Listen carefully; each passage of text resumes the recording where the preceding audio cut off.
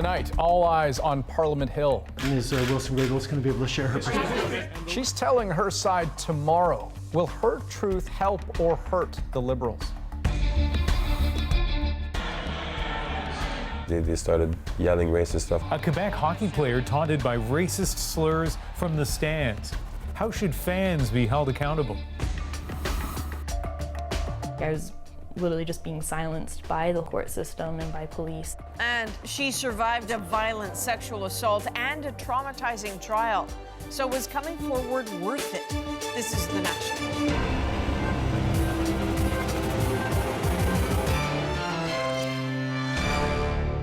What will they say and what will the fallout be? Tonight, Ottawa and Washington are bracing as two of the biggest political stories come to a head tomorrow. Former Attorney General Jody Wilson-Raybould and former Trump lawyer Michael Cohen will both sit down before public committees and start talking.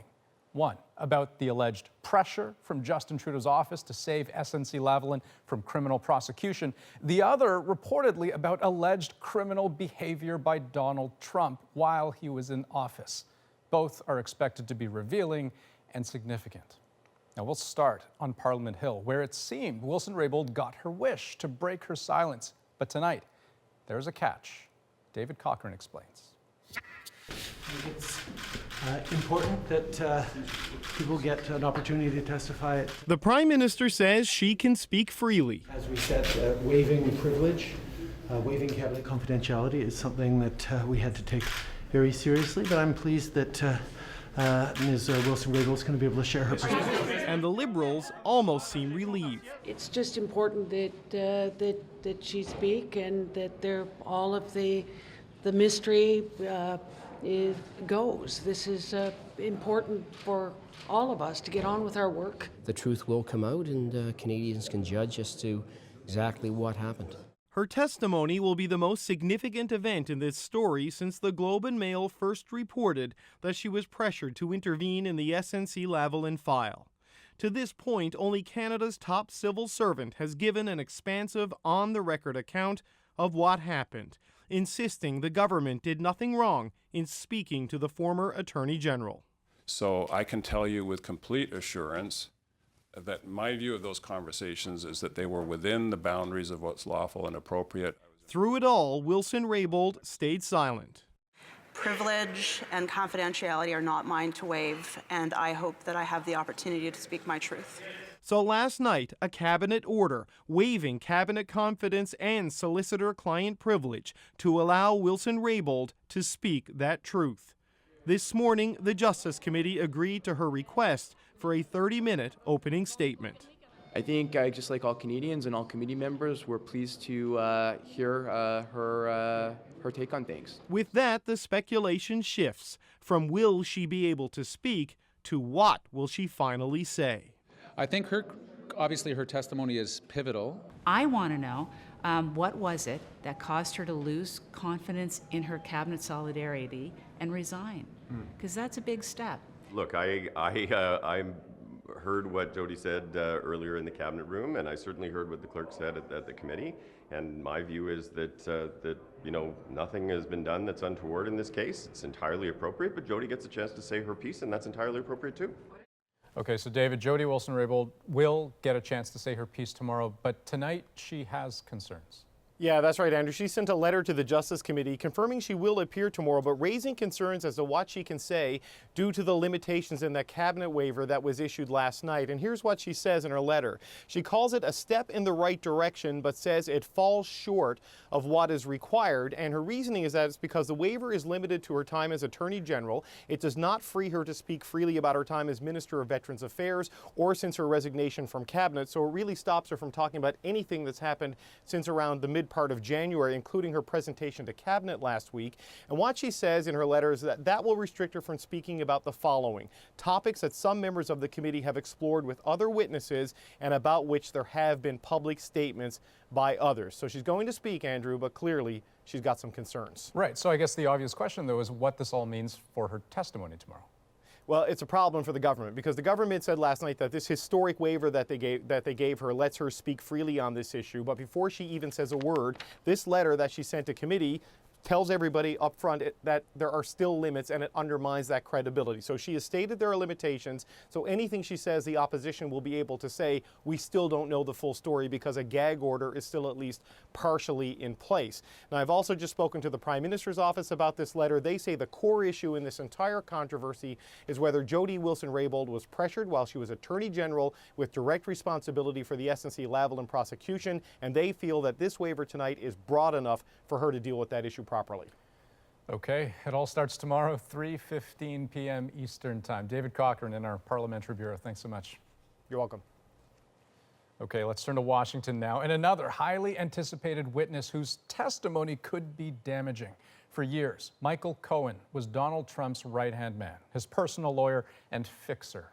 Tomorrow, he's expected to publicly accuse the U.S. president of criminal behavior. Question is, can he be believed? In May, he's set to start a 3-year prison sentence, in part for lying to Congress. But as Keith Bogue shows us, he seems sure Americans will want to hear him out. First of all, I want to thank you all for sticking around and waiting for me. Michael Cohen spent 10 hours testifying privately to the Senate Intelligence Committee today. Tomorrow, he goes public. And I look forward to tomorrow, to being able to, in my voice, to tell the American people my story, and I'm going to let the American people decide exactly who's telling the truth. Apparently, his testimony today was compelling. I said it may be the most important thing I'm involved in my public life in the Senate, and nothing I've heard today dissuades me from that view. How are you? Cohen once said he'd take a bullet for Donald Trump, but since his legal troubles began last year, he's been tossing Trump under the presidential limousine every chance he could. I should not be the only one taking responsibility. He's maybe best known for his role in secretly funneling hush money from Trump to 2 women who say they had affairs with him. But then he blew the cover on that story. He was trying to hide what you were doing, correct? Correct. And he knew it was wrong? Of course. Cohen will be asked about that in his testimony tomorrow, and much more about his decade-long role as Trump's fixer. The American people deserve to know whether Donald Trump has been functioning as the President of the United States of America or as the equivalent of an organized crime boss.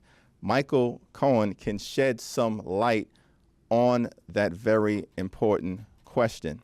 The White House was out with a statement early to discredit Cohen. Sarah Huckabee Sanders said it's laughable that anyone would take a convicted liar like Cohen at his word, and pathetic to see him given yet another opportunity to spread his lies. Republican Congressman Matt Gaetz, a zealous Trump supporter, tweeted this afternoon, "Hey, Michael Cohen, do your wife and father-in-law know about your girlfriends? Maybe tonight would be a good time for that chat. I wonder if she'll remain faithful when you're in prison.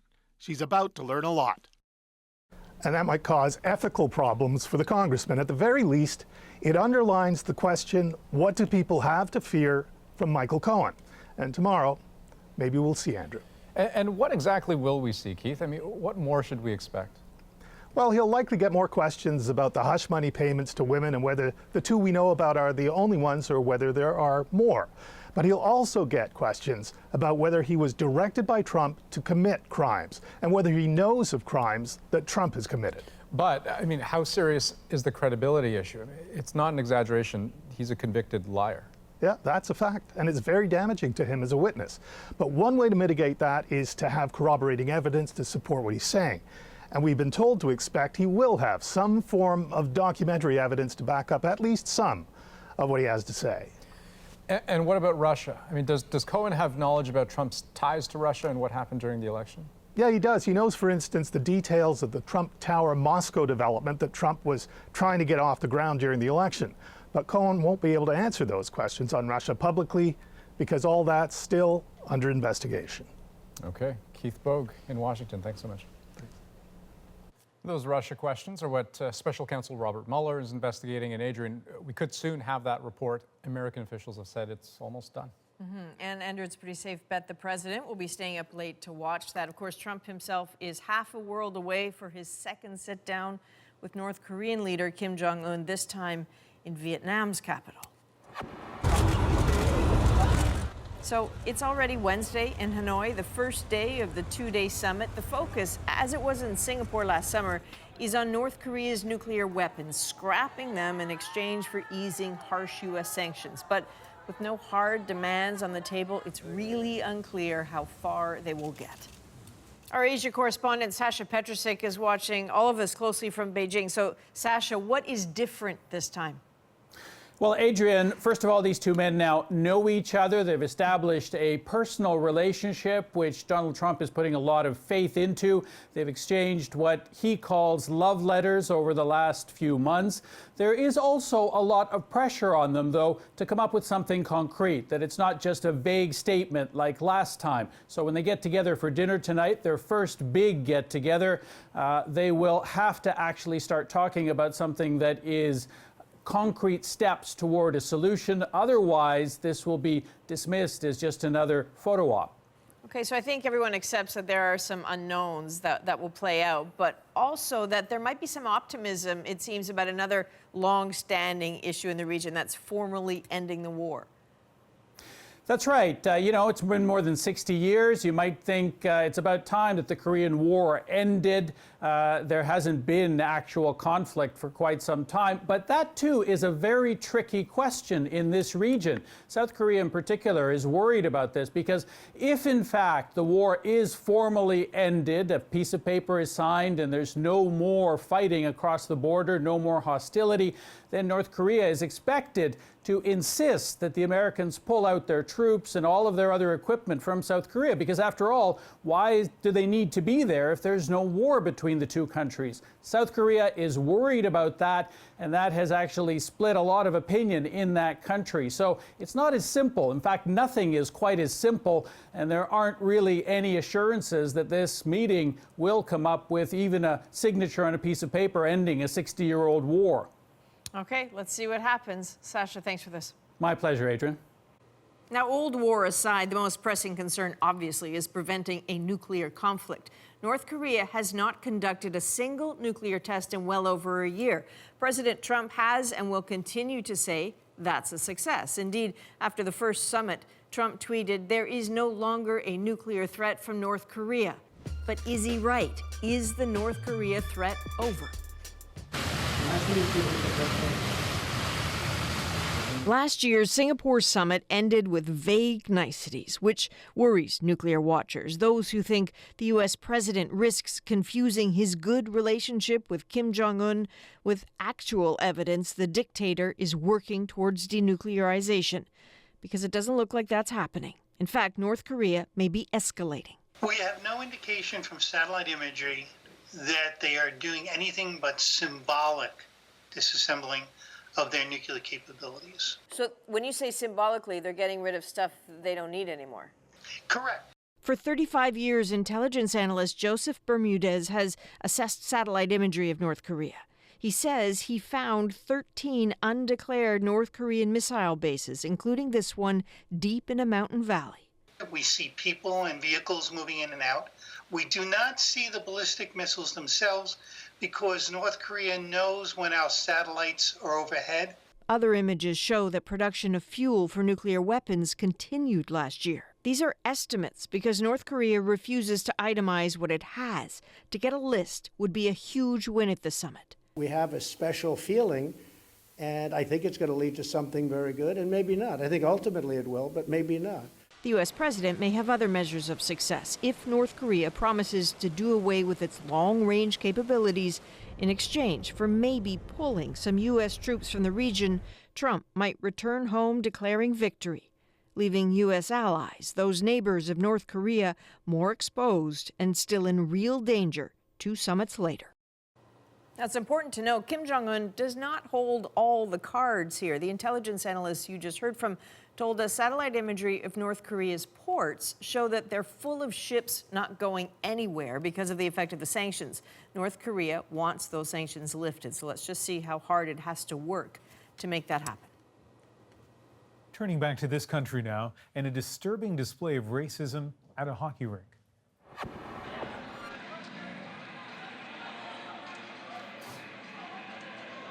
This is from Saturday at a semi-pro hockey game in Saint-Jérôme near Montreal. Fans yelling racist slurs at Jonathan Diaby, who is black.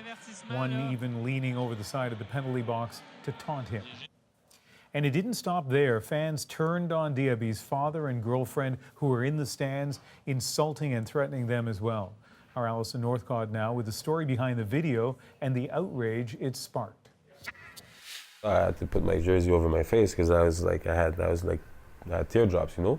Jonathan Diaby says he's faced racism before, but nothing like this. They started yelling racist stuff at my parents and my sister and all that, and myself. Good old Negro and all that, the baboons, like a bunch of stuff that was said. The insults, he says, came from a handful of spectators and were so bad he and his family left the arena before the game was over. Well, my dad was told to go back home, that he had no business in his country and all the places, stuff like that. You know, people were like touching his hair, they were making fun of him. My sister was scared, my girlfriend was scared.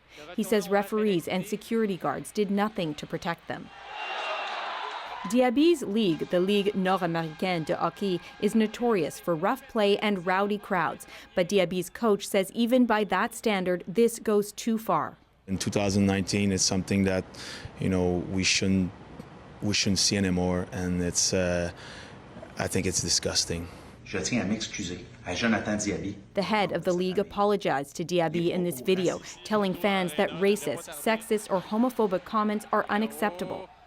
An owner of the opposing team says security guards did act, but didn't kick anyone out because no one threw any punches. Now, Robert Chevrier says the team is trying to identify the fans in question to ban them from future games. C'est un très bon point. Former NHL player Georges Larac says there should be a rule across the league requiring teams to kick fans out who engage in this kind of behavior. This is worst thing that I've ever seen. When I started to play hockey, and I've lived some racism when I played hockey, it was never to that level. This is not hockey, you know, like that's far beyond like what should be happening on a regular Saturday night. You know, nobody should feel threatened to go watch his son play a hockey game. Diaby says it's also up to players to tell their fans that hate is not okay in the stands or anywhere else. Alison Northcott, CBC News, Montreal. Now to some other stories we're following tonight. The case against the man at the center of a popular Netflix documentary, Making a Murderer, could get a retrial. In 2007, Steve Avery was sentenced to life in prison for the murder of photographer Teresa Halbach. Today, he was granted a motion to appeal. Avery's lawyer claims that he was framed and some evidence was mishandled by authorities. Former Guantanamo Bay prisoner Omar Khadr was back in court today. Khadr asking an Edmonton judge to declare an end to his 8-year sentence for war crimes, even though he served less than half of that. The sentence was imposed back in 2010 by a military commission in the United States and would have ended in October. But the clock stopped in 2015 when a judge freed Khadr on bail pending an appeal. The appeal in the U.S. appears to have no end in sight. So we want Mr. Khadr's sentence to start ticking so that it will eventually end. Khadr was born in Toronto, and the Crown says that any reduction in his sentence would go against the international treaty under which he was transferred to Canada. The judge will hand down a decision next month. And lots ahead tonight, including a new company that guarantees to sell your home, but at what cost? And later, a sexual assault survivor asks why anyone would report being attacked. And 9 years after the earthquake, Paul Hunter returns to Haiti. It was a literal disaster zone after the quake, just wreckage everywhere. The rubble has been cleared up here, but the misery remains.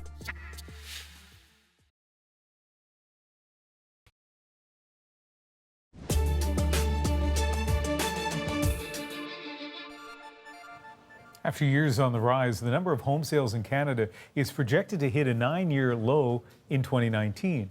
Markets like Calgary are being hit particularly hard. The struggling energy sector, coupled with rising interest rates, means more homes are sitting on the market. That can be tough on sellers who may have to show their homes for longer and haggle more over the price and the closing date.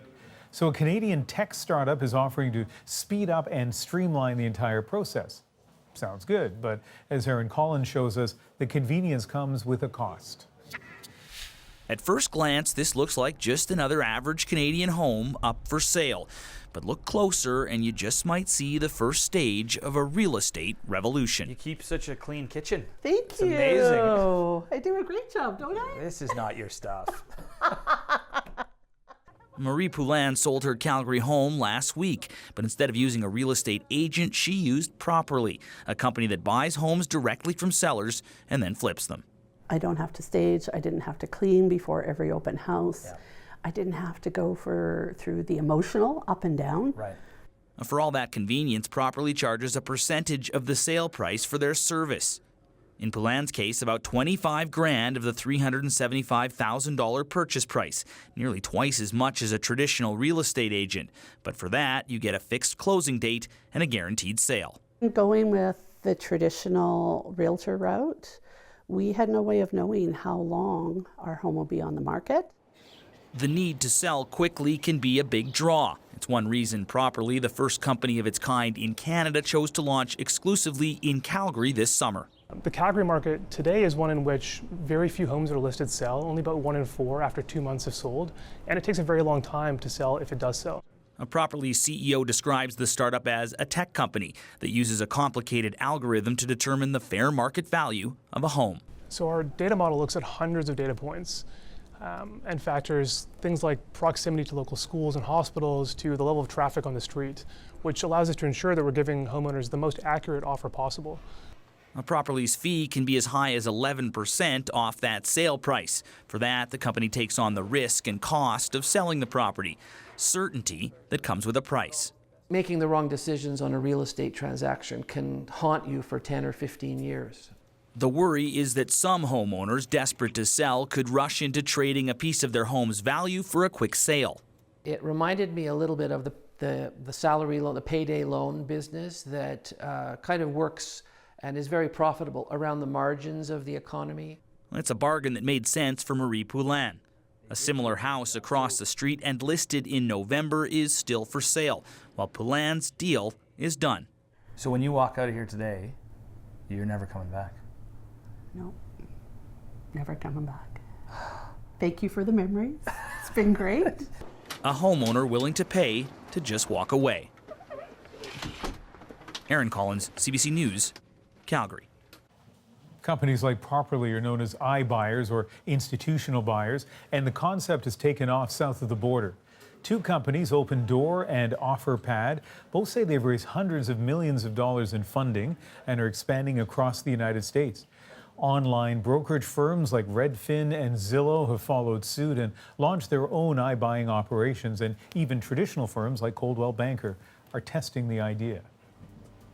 Ahead tonight, a train full of passengers stuck on board for nearly 2 days. First, though, a sexual assault survivor fights to be heard, but has a warning for anyone coming forward after an attack.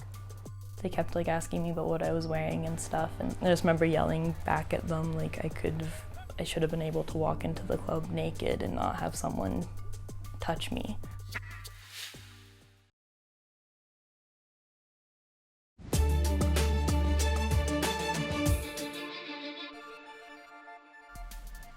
We're following some breaking news tonight from Indonesia. At least one person has been killed and dozens are feared buried in a landslide at an illegal gold mine. This is on the island of Sulawesi. The country's disaster agency says 13 people so far have been rescued. The search is now on for survivors. Well, we are not going to give any president, Democratic or Republican, a blank check to shred the Constitution of the United States. Congress today pushing back against Donald Trump's emergency declaration, which would unlock money for the border wall. 13 Republicans sided with the Democrats in the House to pass a resolution overturning the president's declaration. The big test, though, will be the vote in the Senate, where Republicans have the majority. You're a maggot, pal! A maggot! May you rot in hell! That is Cardinal George Pell arriving at court in Australia, surrounded by angry crowds, media, and police protection. The former advisor to the Pope is facing a pre-sentencing hearing right now after being found guilty on 5 counts of child sex offenses. He is the world's most senior Catholic clergyman to be convicted of crimes of this nature. Appel is set to spend tonight in jail after his bail application was withdrawn. 3 years ago, Sam Fazio was a teen girl at a dance. Then the unthinkable happened. She was brutally sexually attacked. Her physical injuries were so horrific, they took weeks to recover from. Then, she says, came the next round. The police interviews, the trial, and a sentence for her attacker that outraged her, got her so angry, she took the rare step of getting a publication ban lifted so she could tell her story publicly. She spoke to Joanna Remiliotis about the attack and why, as the Me Too movement helps her find a voice, a real sense of justice still eludes her. And a warning, her story is violent and graphic. Welcome to the 2019 Women's March. When I say resist, you say persist. Resist! Resist! Resist! Resist! I wasn't allowed to talk about anything. I was literally just being silenced by the court system and by police and lawyers and everyone. Persist! She's a young woman refusing to be silent. A survivor demanding to be seen. Persist! In this era of Me Too, Sam Fazio is an emerging warrior, even when she feels nothing like it. It's been almost 3 years since it happened, and it still affects me pretty much every day. I've had crazy panic attacks just from being in the dark, and it's just an overload of feeling like I'm back there even though I'm not. Sam was 17 when she was sexually assaulted at a student dance at a Vancouver bar. A 16-year-old boy she knew cornered her in a bathroom stall. Her memory of what happened next is graphic and disturbing. Him pushing me down into a crouching position in the corner of the stall and shoving his penis down my throat, and I just remember crying and pushing with my hands against his legs trying to get him away from me, but he was a lot stronger and I couldn't get away. And then he was raping me and just being so scared, and then I just remember looking down and I saw all my blood everywhere.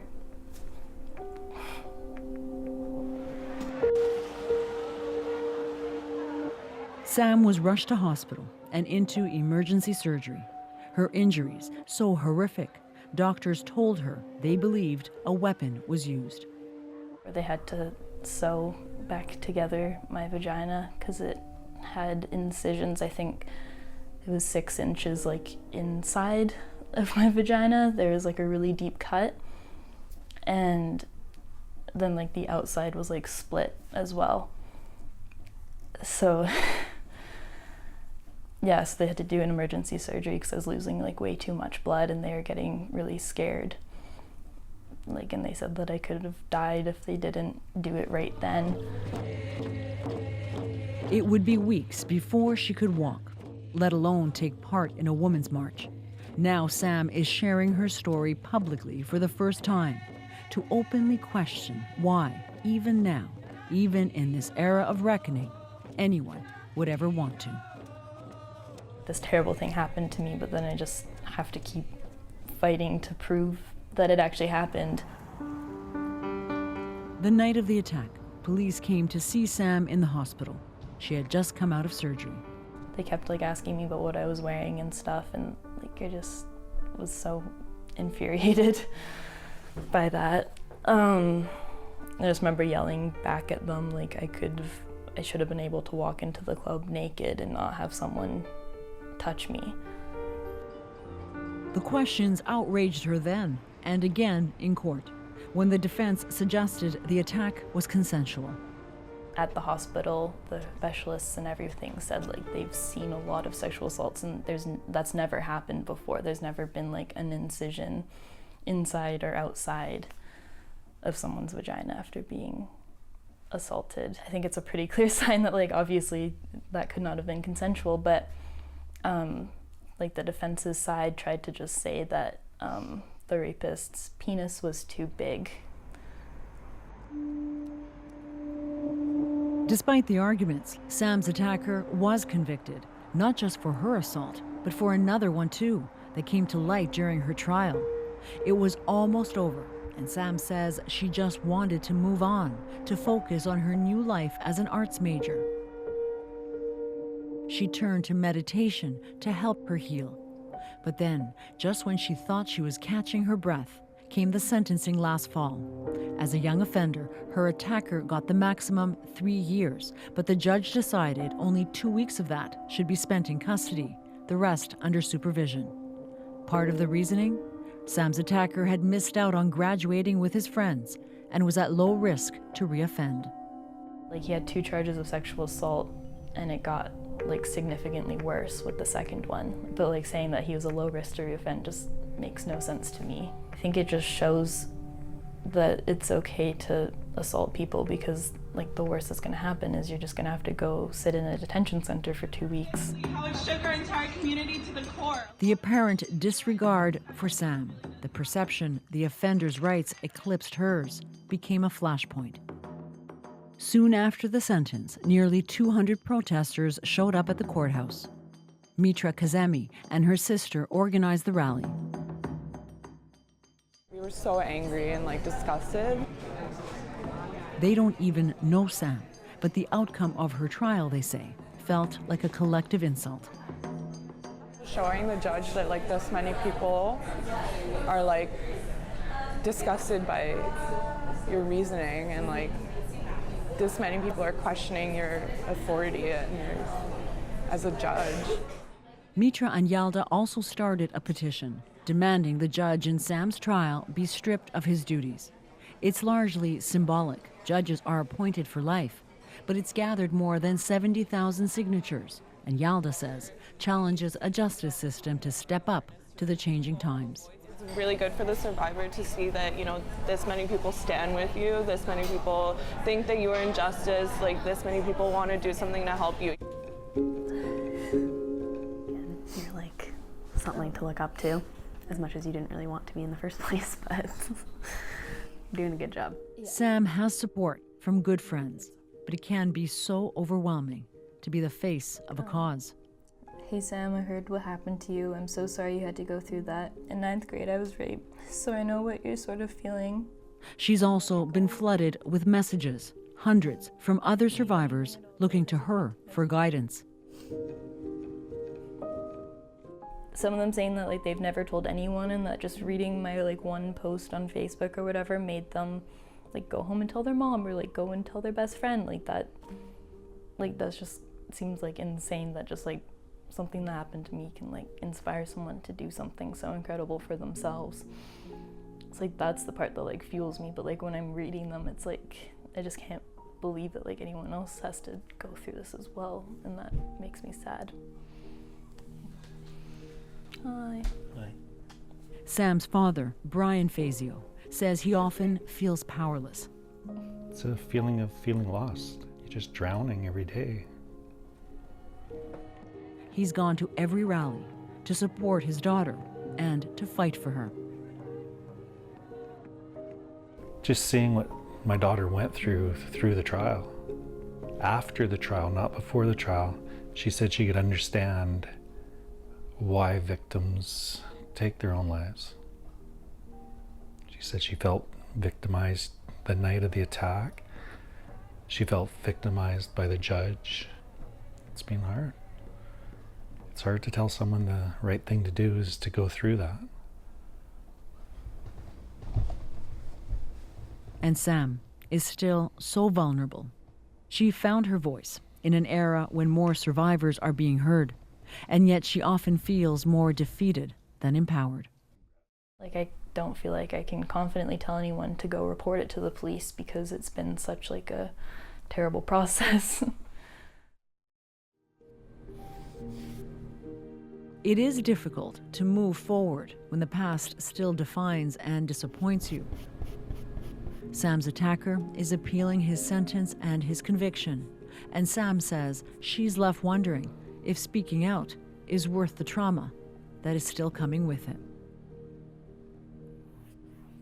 Wow, such a powerful story, Joanna. And, you know, 2 weeks for that crime in custody, I mean, that sparked a lot of outrage. but it's not unheard of. No, those kinds of sentences are actually quite typical. For people who are young offenders at the time of major crimes, including sexual assault, the vast majority don't serve much time, if any, in custody, because the reasoning is rehabilitation. So most of the time, sentences are served in the community, and they include curfews and counseling. Now, in this case, it's not clear what the offender in this case is obliged to do because the case is under appeal. But to put it into further context, the Crown had pushed for this young man to be tried as an adult because of the severity of the crime. And the judge ruled that would not be the case. But had he been convicted of aggravated sexual assault, which is the conviction that he's facing now, he would be facing a maximum penalty of life in prison. Okay. Joanna, thanks very much. You're welcome. And one other note, that Sam Fazio's attack ended in a conviction at all is rare. That happens only in about 12% of sexual assaults reported to police. And in only about half of those cases does the attacker serve time in custody. Up next on the National, life after the earthquake, Paul Hunter returns to Haiti 9 years later. While the city center looks okay, it's not hard to find some of that leftover earthquake rubble.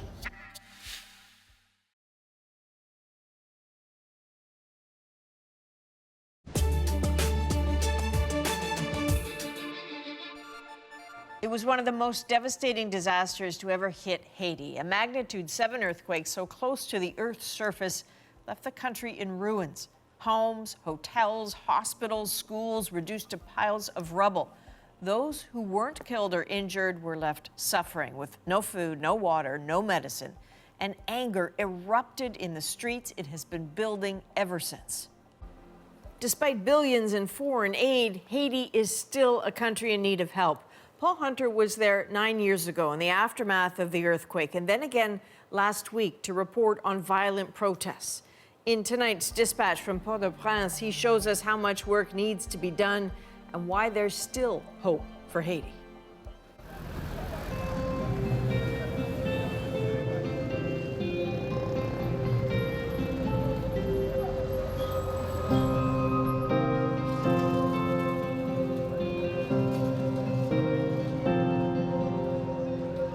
For those wondering about life in Haiti 9 years after that earthquake, take a walk with Selner Icarus.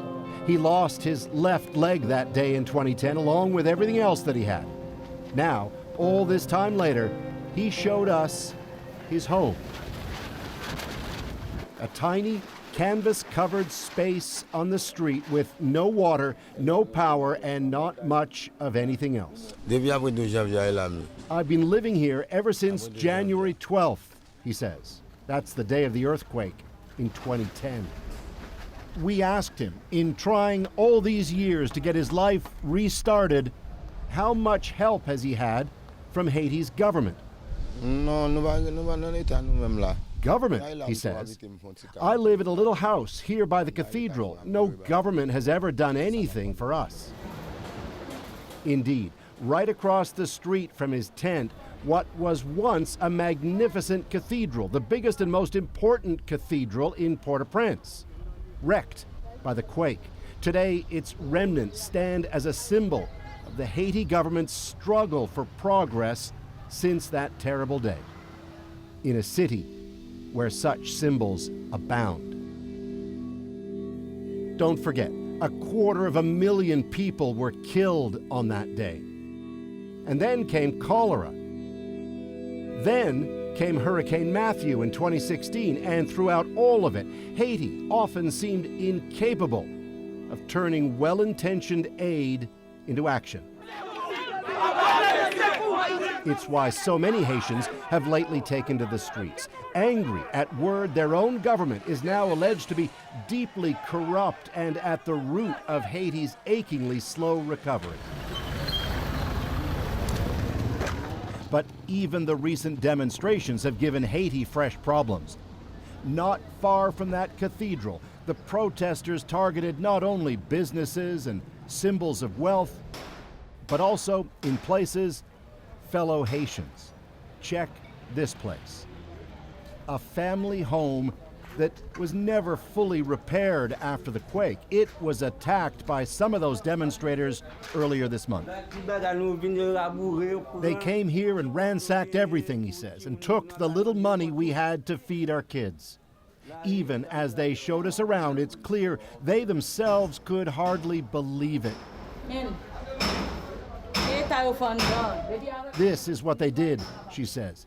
Now we're trying to clean it up. The cars outside, by the way, burnt by demonstrators, we were told weren't even yet paid for. Their family caught in the middle, now victims, they say, once again. Things are getting worse and worse and worse, he says. We can't eat, we can't buy food, people are dying of hunger. And so forgive those who might say that when it comes to Haiti, what hope is there? Consider that the country's tourism industry had recently just been starting to rebound, but this hotel, lately flirting with full occupancy, now sits nearly empty. Money that would have come into Haiti isn't. They were saying for the obvious reasons of the protests, we will be canceling or postponing our trip. But none of this is meant to say that there's been no progress in Haiti. Notice the new streetlights, for example, solar powered. And yet, while the city center looks okay, it's not hard to find some of that leftover earthquake rubble. Still, many Haitians are doing what they can to affect change. These men are current and former Haitian gang members, drawn into that world amid the spiraling economy after the quake. Now, taking part in a community police program aimed at getting them out of street gangs, which in so many Haitian neighborhoods act as the de facto government. There's a crisis in this country, he says. To be clear, as they work to improve their lives, they are acutely aware of the current allegations the elected government has been part of the problem. If other countries like Canada or America want to help us, he says, they need to manage it themselves. If they want to build a road or a school, don't let the Haitian government manage the money. If they let the Haitian government handle it, he says, the politicians will split the money amongst themselves. Indeed, Haiti remains a forever complicated place.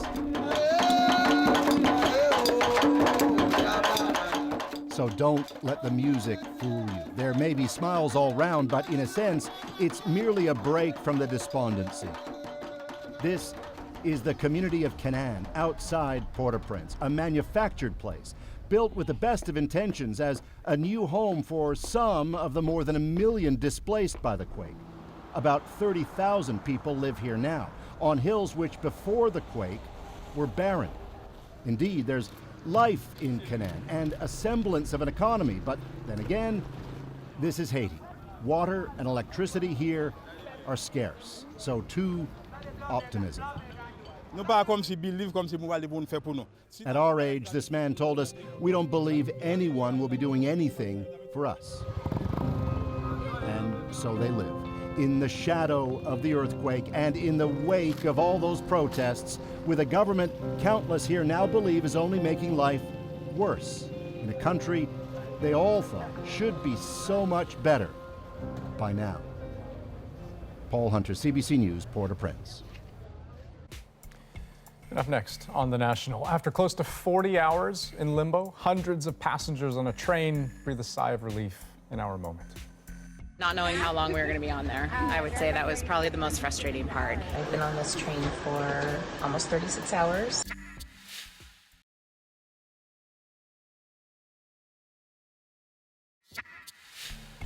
Well, imagine being stranded on a train for close to 40 hours. 40. Sounds like something right out of a movie or perhaps a nightmare, but for nearly 200 passengers, it happened. They were on board a train traveling from Seattle to Los Angeles until it hit a fallen tree on the tracks. That plus a pretty nasty winter storm made for a bad combination. But today, some good news. The train was back up and moving, and that is our moment.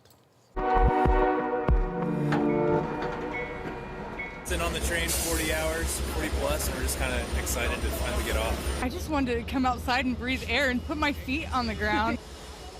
Not knowing how long we were going to be on there, I would say that was probably the most frustrating part. I've been on this train for almost 36 hours. We hit a tree and it did damage to the second car. We lost a part of the engine. We are moving, and that looks totally awesome. The train crew was amazing. They were so professional and so kind. And we really wanted for nothing except for maybe someplace comfortable to lie down. After halfway through, you started seeing the social walls just coming down. People were sharing stories, and I'm going to miss it. I mean, I think we all ought to meet up there a year from now. It was really amazing adventure. Something to talk about at Thanksgiving dinner for your family, right? Okay, I have a lot to say about this. These people, firstly, are very nice. Secondly, this needs to be a movie of the week, and I'm sure it's already underway. And thirdly, apparently they're so nice. They said that they were better off than the people in the nearby town because at least they had electricity and heat. Yeah, I could think of worse places to be than a train with heat and power. Nice to see that it didn't get all Lord of the Flies. But hey. Maybe they'll meet up in a year, right? Are you guys train people? Like, do you love being on the train? Like the train. Yeah, I sense that. You see, like there's the romance of the train. I know people, in fact, some people we work with in Toronto who have gone from Toronto to Vancouver on the train. So if you are a train person, if you love being on a train, this would have been fantastic. But me, not so much. Yeah. Gotcha. That is The National, February 26th. Good night. Good night.